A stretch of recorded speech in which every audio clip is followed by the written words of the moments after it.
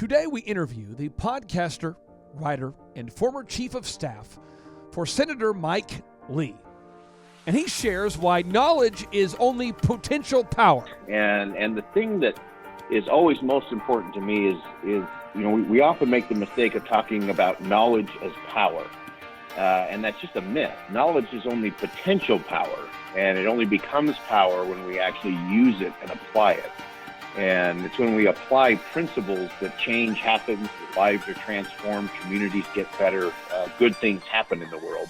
Boyd Matheson also joins us to share how to learn to disagree better and why it's super important for everyone to be on the same page after a decision has been made within your organization.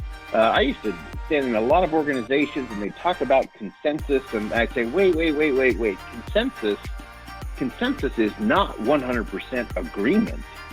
It's not 100% agreement. Consensus is 100% support once the decisions have been made. You got people undermining authority, by saying, hey, we're going to do it different. I know so-and-so said this, but we're going to do that. That is an exhausting thing. I've seen more organizations go down through that because the test for any organization is, we normally run out of energy long before we run out of opportunity. And I've seen so many businesses run out of energy because of this very thing that you've described. Get ready to enter the Thrivetime Show. We started from the bottom, now we here. We started from the bottom and we'll show you how to get here. We started from the bottom, now we here. We started from the bottom, now we here. We started from the bottom, now we're on the top. Teaching you the systems to get what we got. Colton Dixon's on the hooks, I break down the books. Z's bringing some wisdom and the good looks. As the father of five, that's why I'm alive. So if you see my wife and kids, please tell them hi. It's the C&Z up on your radio. And now 3, 2, 1, here we go. We started from the bottom, now we here. We started from the bottom and we'll show you how to get Yes, and yes. Thrive Nation, on today's show, we are interviewing Boyd Matheson, who's the former chief of staff to Senator Mike Lee and a huge force for making good popular in the world. Boyd, welcome on to the Thrivetime Show. How are you, sir? I am doing fantastic and getting better and looking forward to a great time with you today. Hey, for the listeners out there who are really not into politics or don't know about you, could you explain what it is that you do for a living? I've been trying to do that since I was young, and I'm almost mid-50s and still trying to figure that out. I spent the first 20-plus years of my career doing business consulting, doing a lot of the things that you're involved with, Clay, in terms of developing things for organizations, a lot of leadership training, developed the first executive coaching programs with Dr. Dennis Waitley, who was my partner for a number of years, and Zig Ziglar, and then with the Covey Group and Franklin Planner. So spent a lot of time doing international consulting, then had this big shift. We moved back to the state of Utah from San Diego, and it's one of those, you got to be careful what neighborhood you move into. We moved into a neighborhood, and there was this attorney guy 4 houses down. He was just an attorney, Mike Lee, at the time. Seemed nice and harmless. And then he got a crazy idea to run for the United States Senate, and pulled me in to run the strategy and the communication pieces. And so we did that in 2010. It was an interesting long shot against a long-time incumbent. And we were just a bunch of entrepreneurs. We didn't even have anyone who had ever even been on a campaign before, let alone run one or been the candidate. And so he won there. And then I very wisely went back to business consulting for about a year. And then I was at the airport. I was getting ready to fly to Bangkok to give a leadership speech over there. And now Senator Lee called. And we were just kind of chit-chatting and catching up. And then all of a sudden, it was like I could hear him in stereo. And I said, Senator, where are you? He says, I'm at the airport waiting for a flight. And I turned around, and we were literally sitting back-to-back at adjoining gates. No way. And as my wife said, that's when he sucked me back in. He asked me to be his chief of staff. And so we went and did that back and forth to D.C. for a few years, and then back to Utah. And now I'm with the Deseret News and doing a daily radio program called Inside Sources, and write a weekly column and do a podcast called Therefore What. And just keep running and chasing, and as you said, trying to make a good thing in the world. Now you are your podcast is really starting to grow an audience, and you work at the Deseret. Can you explain what your podcast is about and what your writing is about? Yeah. So the podcast is called Therefore What, and the thing that is always most important to me is we often make the mistake of talking about knowledge as power, and that's just a myth. Knowledge is only potential power, and it only becomes power when we actually use it and apply it. And it's when we apply principles that change happens, that lives are transformed, communities get better, good things happen in the world.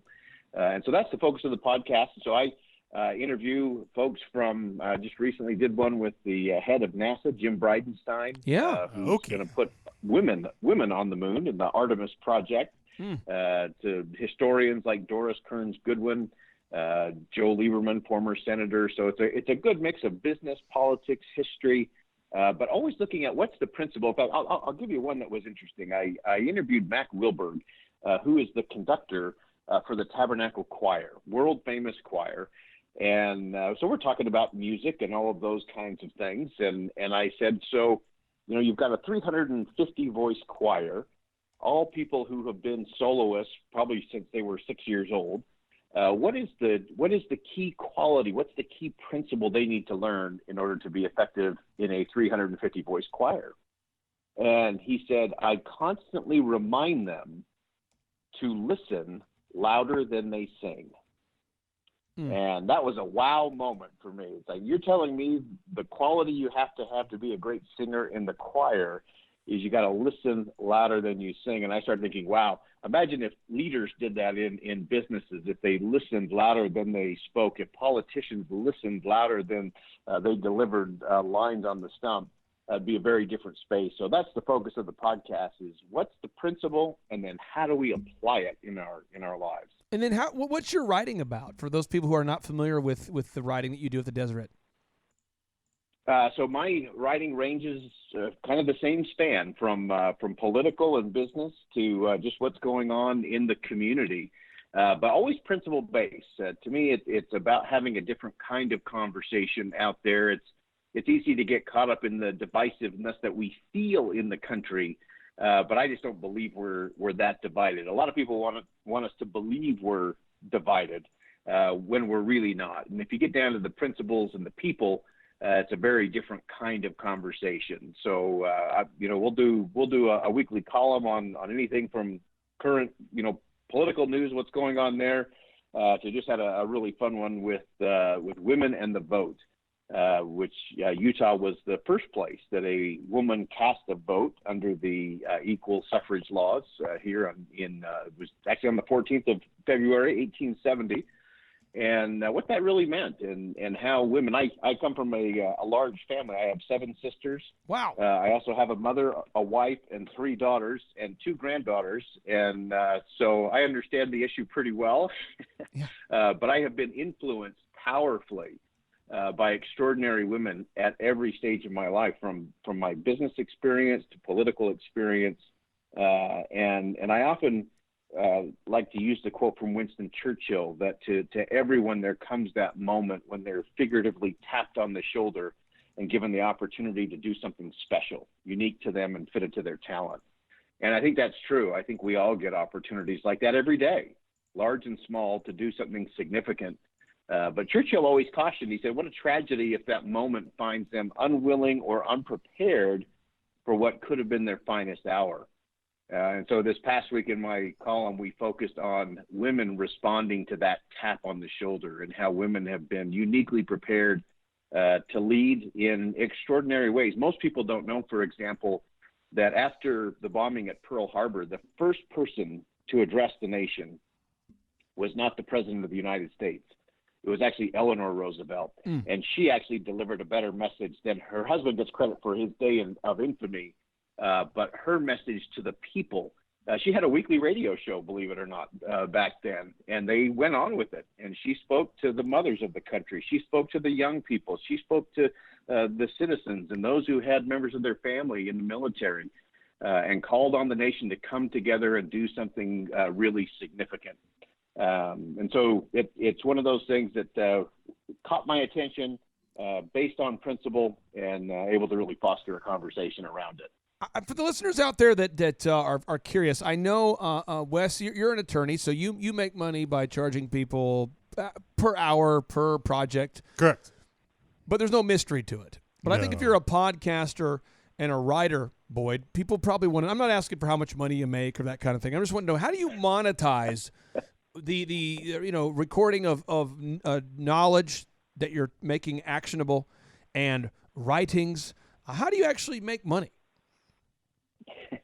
Well, the fortunate thing for me is I've always been able to do enough other things that I didn't have to worry about monetizing on the principles themselves. Yeah. And so it's part of the way I've always functioned.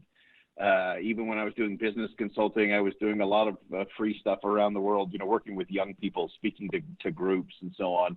And so, of course, you can do the monetization strategy in terms of a newsletter and advertising and those kinds of things. Obviously, we do that on radio with the program there. And so there's plenty of ways to monetize and move it as a business because information is everything. The key is to make that unique and powerful and then applicable, because then people want to come back for more. To me, that's the whole key to monetization is what's the unique value add, and then what is it that's going to make people feel like they are part of that story. Everybody wants to be part of a winning story. It drives so much of our behavior. Yep. And if people can feel like they're part of something bigger than themselves, then you can both monetize, but more importantly, you can maximize your opportunity for impact. You recently wrote an article where you talked about Clayton Christensen's secret sauce begins with individual disruptive innovation. And some listeners don't know who Clayton Christensen was. He's a renowned Harvard business professor who has recently, unfortunately, passed away. We had him on the podcast. He's written incredible books. And, a lot of the world's business leaders went to Clayton Christensen when they needed help with their processes and systems and building scalable business models. Talk to us about this article. Clayton Christensen's secret sauce begins with individual disruptive innovation. What was this article all about? So a lot of people had talked to Clayton over the years in terms of, how he would really go about innovation, disruptive innovation inside of a business or an organization, and how you have to really get out of the entrapment of doing what you're currently doing and start figuring out, okay, how do we change this game? But the thing that I found with Clayton Christensen was that it was really about people first.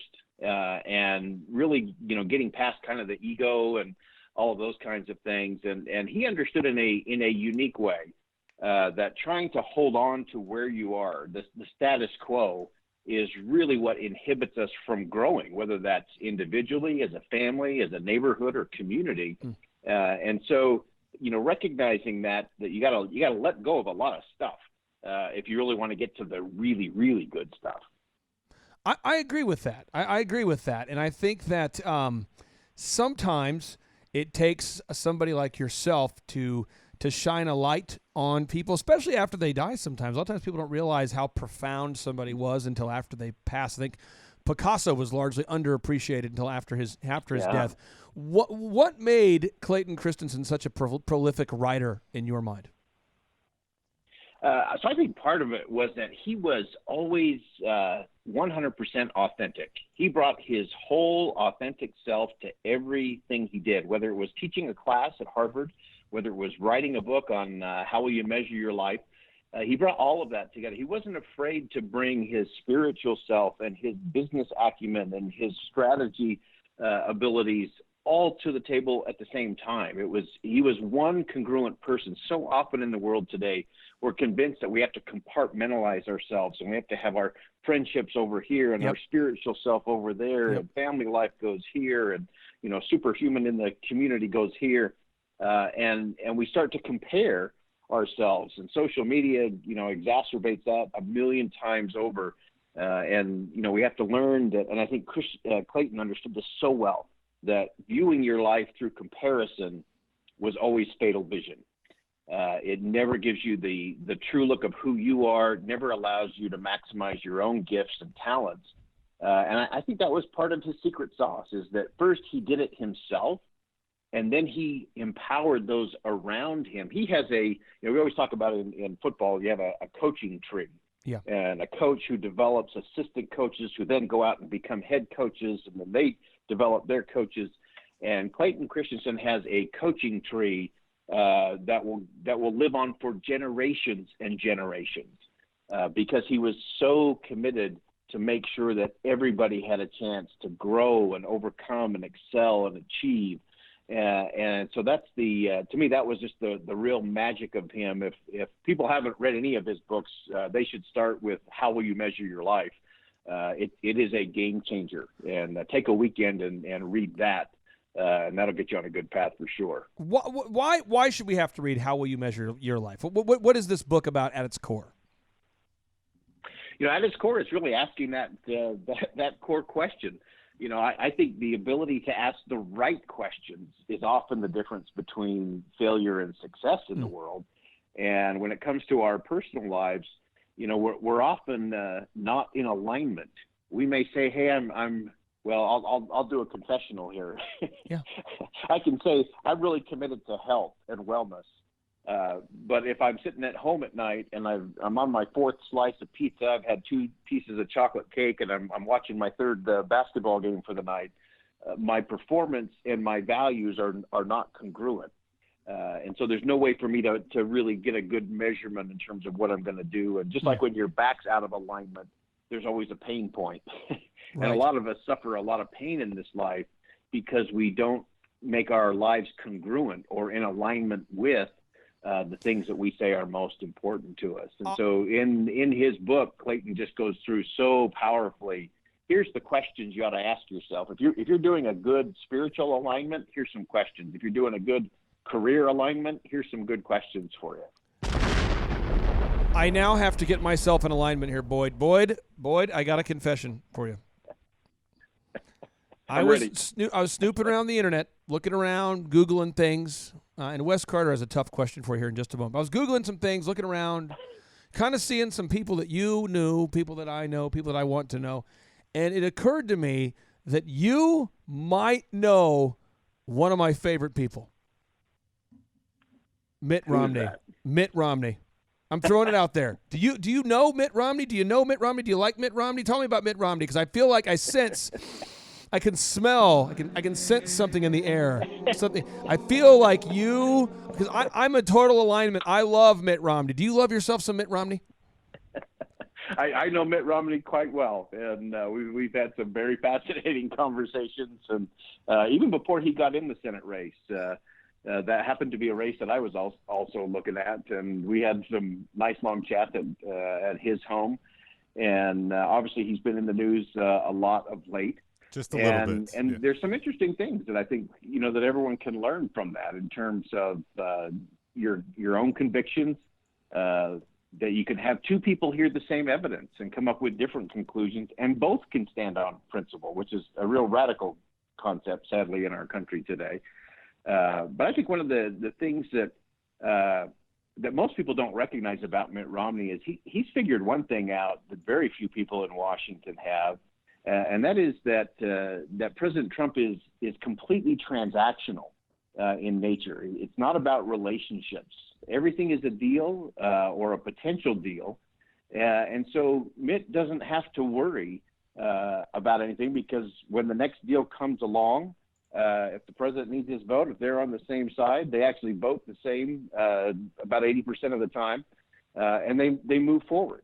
I think a lot of the problems, for instance, with a Mitch McConnell back in Washington, D.C., is that he thinks he has a relationship with the president because they're of the same political party, when in reality it's just a series of transactions. And so Mitt has understood that he'll stand with the president on the policies when they're right, and he'll stand where he needs to stand on principles and everything else. Let's say that if it is even possible, because I like Mitt not for political reasons. I don't dislike him for political reasons. I'm just saying I like Mitt's business career. Sure. I love his work ethic. Yeah. What is it that makes Mitt Mitt? I mean, tell me about his work ethic. What's he like? I just love myself. I love myself some Mitt. This could be the Mitt show. I love Mitt. Tell me about Mitt. I think he's one of those that has a very clear view of what matters. In his business career, it was always assessing what was immediately in front of him. I also think he's been able to capture. I got asked this once years ago. Someone asked me, "What's the last thing I should think about before casting a vote for somebody for president or any political office, really?" And my answer was, "Look, you should ask, what will this person do if they don't win? How will they make a difference? How will they add value?" And that's the real question, because if everything is about getting that position of power, they will never be able to show real courage, because every decision will be about either holding on to power or using that power to get more power. And so Mitt is one of those that I think completely understands he doesn't need this job in order to make a difference in the world. And because of that, he is free to make decisions based on the information that's in front of him, based on his own personal experience, and based on his own integrity. Wes, you can ask Boyd Matheson any question you I've got want a to good ask. one. And as an attorney, you sometimes have a At way least I about think it's you. good, yeah. Go for it, my friend. Well, Boyd, one of the things that I get on a soapbox about that I think you're really uniquely positioned to give me some insight on is, I tell my friends in my circle that one of the problems I see in society in general is that we've lost our ability to have a good argument, that we don't know how to argue with each other, that we can't, take a position, support the position, make an argument, and not hate each other at the end of the conversation, that, it's not a personal attack. We can disagree, like you said. Two people can disagree and both still be good people. But on the other hand, I think part of that we start to bring into the business world, which I think is dangerous for business, which is if we can't have a disagreement or a conversation with each other about what's the right decision, is this good or bad, or, in the business context, because that's what we're seeing out in society, I think that can really hamper the ability to make informed decisions in the business world as well. So just as one of my little things I talk about a lot, I'm curious to hear your thoughts on that, because you have a perspective both from the business world and the political world. Yeah, and those are great elements, Wes, and so I think there's a few things. One, you're spot on in that it's not about disagreeing less with each other. It's about disagreeing better, right? And doing it differently. The best organizations and the best countries. I mean, America is always at its best when it is a country of big ideas, bold ideas, and open, honest, even roiling debate. That's when we're at our best. But then we also have to be able to get past what I think the real problem in the country is not a political polarization problem. It's a contempt problem is the real issue.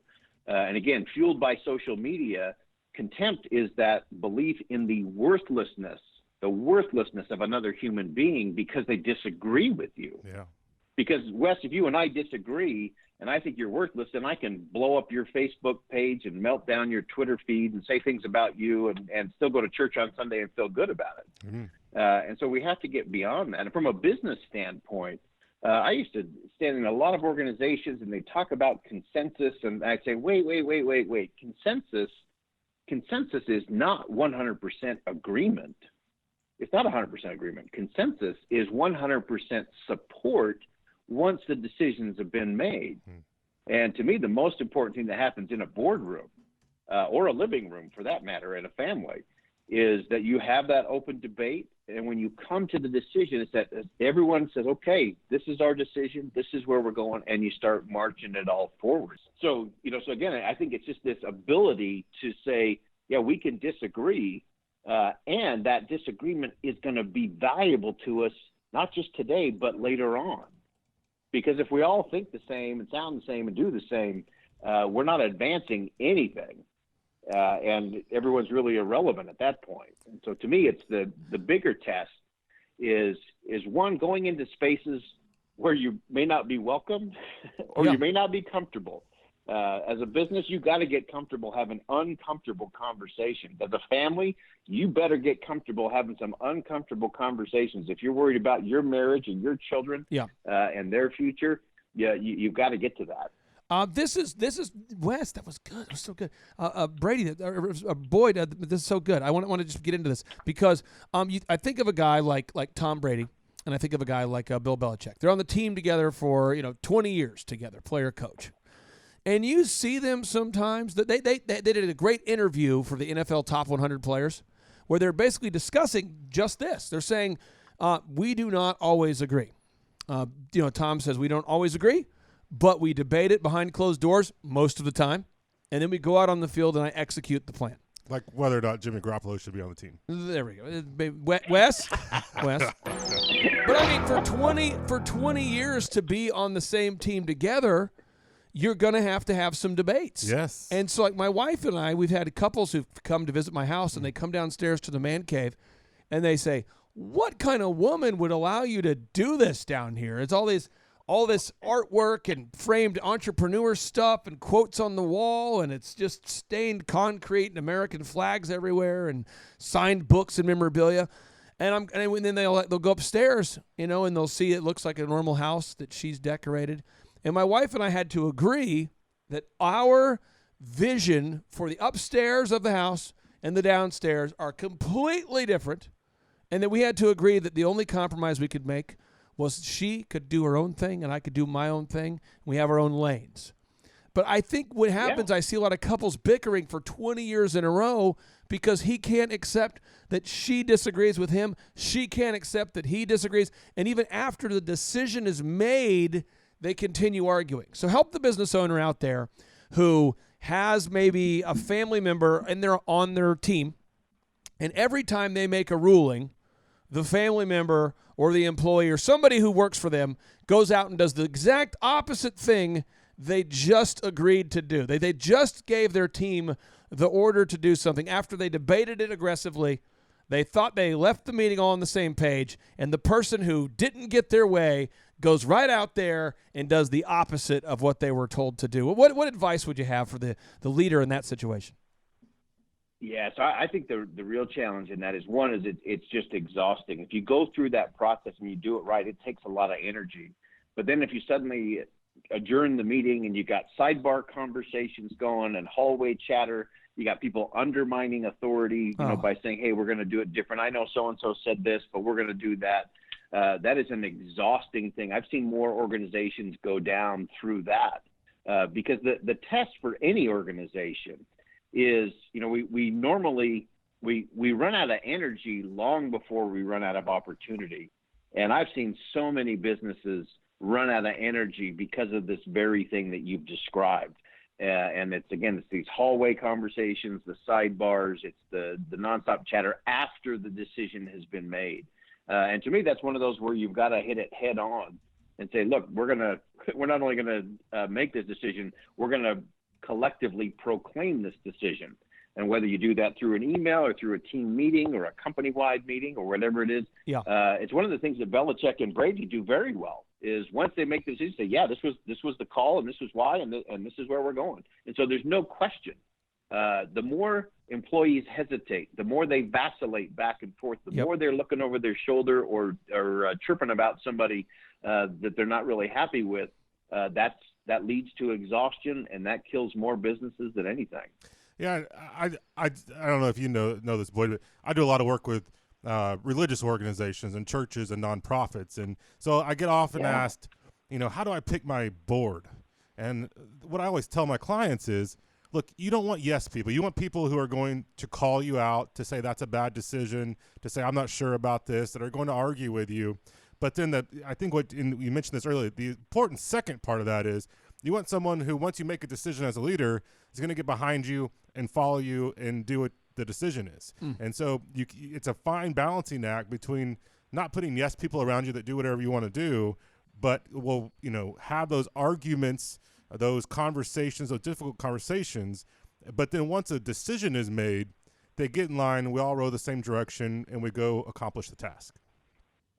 Yeah, no, that's spot on. And I always say the more hesitation the less inspiration, and especially for an employee. And so, yeah, as the board, as the leadership team, you have the big debate, you make the tough decisions, you have those crucial conversations, and then everybody's got to step forward, because otherwise you're rehashing, you're litigating everything, Yep. and that is just an exhaustive process. I have 3 final questions, or we have 3 final questions for you, kind of rapid fire here. I want to respect your time here this evening. You come across as a very proactive guy, based upon your resume, based upon what you've achieved in life so far. How do you start the first 4 hours of your day? I mean, every day, what's your routine? What are the first 4 hours of a typical day in the life of Boyd Matheson? What do those look like? So my first hours are the golden hours for me. I am a morning person, and so I pop out of bed at about 4:24 a.m.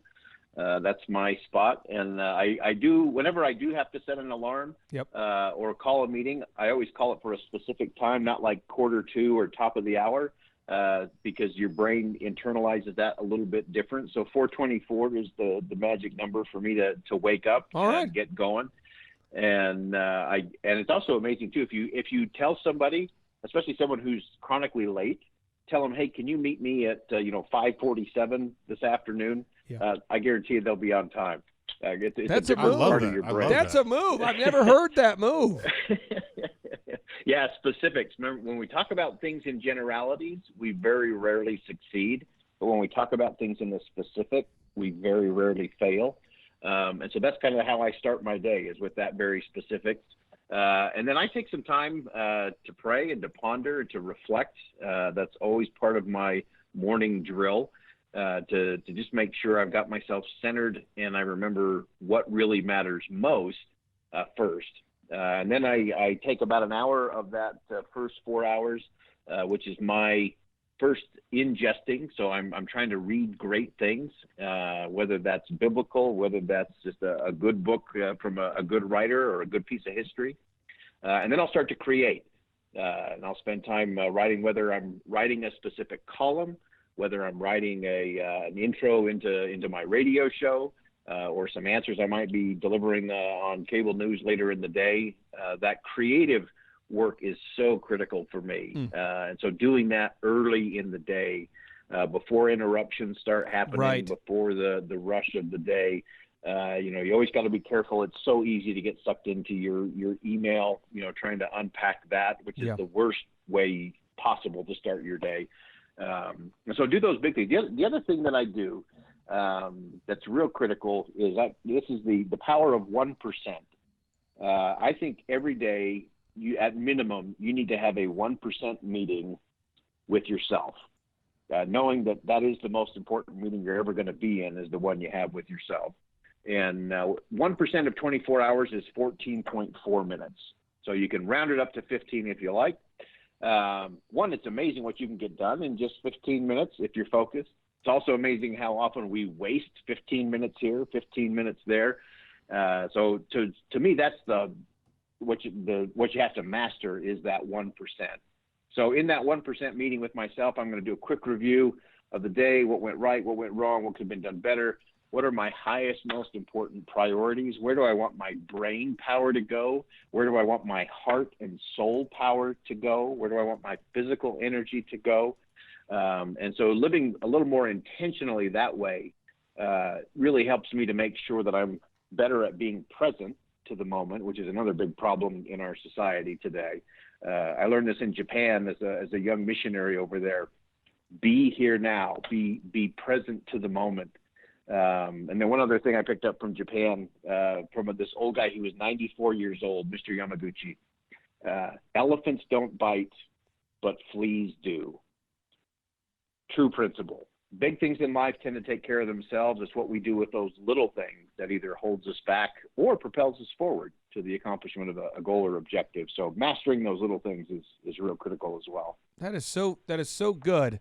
Before Wes gets a chance to ask you the final question here, for the listeners out there who want to know, okay, I like this guy. I like this Boyd guy. He's my kind of guy, this Boyd Matheson. He knows Mitt Romney. He was once the former chief of staff for Mike Lee. He is a podcaster. He's a writer. He wakes up at 4:24. Where can they learn more about you and the things you're up to? Where's the best place for them to go? They can always go to Deseret.com, Deseret, Deseret.com. You can read my columns there. You can follow me on Twitter at Boyd Matheson. And then my podcast is called Therefore What? You can get it anywhere you get your podcasts. All right, Wes, it's your time to one-up me as we have the final question of the Boyd Matheson interview, my friend. Well, Boyd, I'm curious. I mean, a lot of interesting experiences you've had in working in politics and business and, your literary efforts. What's next? I mean, do you have any political aspirations? Are you going to write some books? What do you see in your future? To me, it's all about convening, bringing people together to have these kinds of conversations like we've just had. I don't know that there's anything more important than that. And I actually believe, I don't think I will run for political office because it's interesting. I actually think guys like you actually have a bigger influence. You have an ability to bring people together, to touch hearts and minds. And ultimately, that's what moves the nation. I learned this one time. I was in Washington, D.C., and had this great Uber driver who, when he went to put my luggage in the back of the car, I saw his Army fatigues, and I thought, this guy's serious. So I started asking him questions, and he taught me a really important principle. He said that, the great things, the magic of life happens within the parentheses of a crazy idea. And think how often that's true. I mean, America itself is within the parentheses of a crazy idea that we can have this kind of freedom and liberty, and that it can be sustainable. But I've also learned that it's the people who are willing to leave something behind. And when I say leave something behind, I'm talking about fingerprints. I love people in the fingerprint business. And I'll tell you one. There's we'll call her Mary. Mary works at the gas station not far from my house, who at about 4:44 a.m.